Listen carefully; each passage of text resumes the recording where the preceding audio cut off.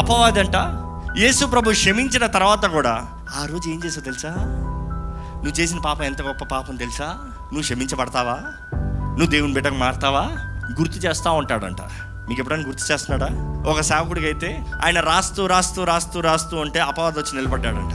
నిలబడి నువ్వు అప్పుడు ఏం చేసావు అనుకుంటావు? ఇప్పుడు పెద్ద సేవకుడు అని బిల్డప్ ఇస్తున్నావు. నీ జీవితం ఎట్లాంటిది మర్చిపోయావా? నువ్వు చేసిన పాపాలు మర్చిపోయావా? నువ్వు మాట్లాడిన మాటలు మర్చిపోయావా? ఈరోజు పరిశుద్ధుడు అని బోధిస్తున్నావు. నువ్వు పాపివి అంటే కృంగిపోయాడంట ఈయన. కొద్దిసేపు అయ్యో అవును కదా, నేను ఇంత ఘోర పాపిని కదా, అయ్యో వచ్చి ఏంటి ఇలాగైపోయింది, ఏంటి నా జీవితం ఇలాగ ఉంది, నేను పనికిరాను బోధిస్తానికి, నా బ్రతుకే నీచమైన బ్రతుకు అని బాధపడిపోతా అన్నాడంట.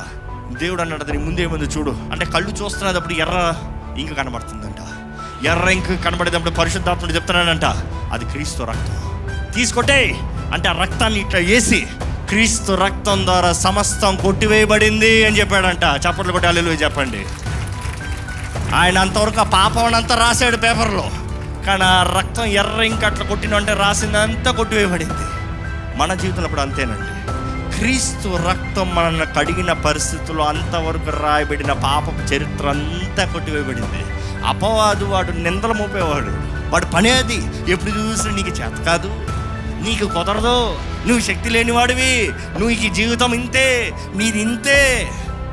దేవుడు అన్నాడండి తిరిగి తన ఆత్మ మనకు ఇవ్వలేదు, నిరుత్సాహ ఆత్మ మనకు ఇవ్వలేదు, ధైర్యపరిచే ఆత్మ, బలపరిచే ఆత్మ, కృపను అనుగ్రహించే ఆత్మ, పరిశుద్ధాత్మను దేవుడు మనకు అనుగ్రహించాడండి మనం పరిశుద్ధులుగా జీవించాలని.